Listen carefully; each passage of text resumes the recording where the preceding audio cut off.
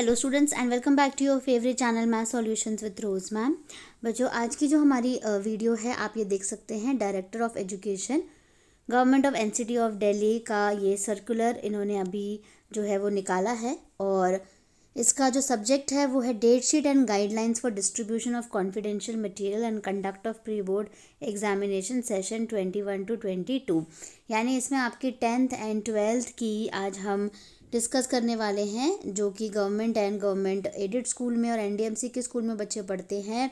उनके मॉर्निंग और evening shift का जो है डेट शीट आ गई है प्री बोर्ड एग्जामिनेशन की, और टाइम भी आ गया है कि किस टाइम पर होगा। और ये जो आपका प्री बोर्ड एग्जामिनेशन है ये आपका सेशन 21 और 22 यानी इसी सेशन का है, ठीक है।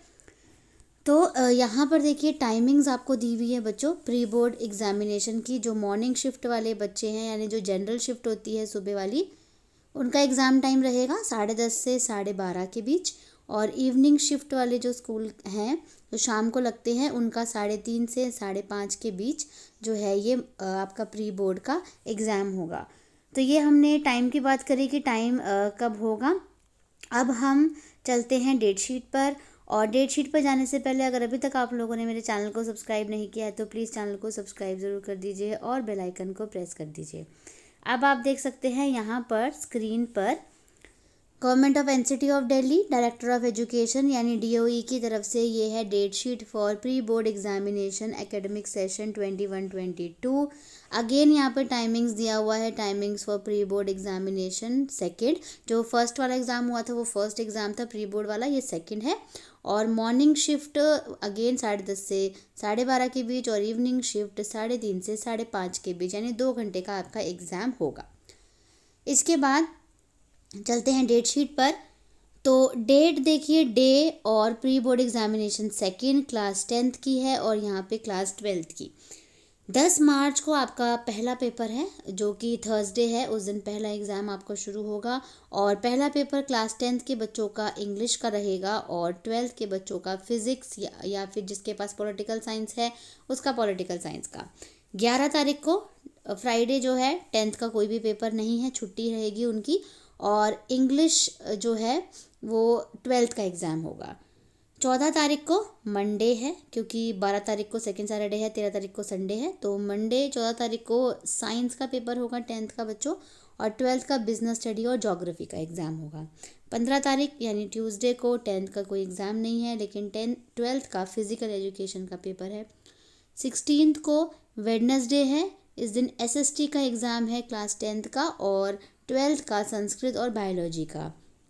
19 तारीख को सैटरडे है, 10th का कोई भी पेपर नहीं है और 12th का इकोनॉमिक्स का पेपर है। 21 तारीख को मंडे को देखिए 10th का मैथ्स का पेपर, यानी मेरा पेपर मैथ्स का पेपर स्टैंडर्ड और बेसिक दोनों ही पेपर आपके 10th के मैथ्स के होंगे और 12th का हिंदी का एग्ज़ाम होगा। 22 तारीख को 10th का कोई एग्ज़ाम नहीं है एज़ यूजुअल, आप देख सकते हैं, और 12th का मैथ्स का एग्ज़ाम होगा।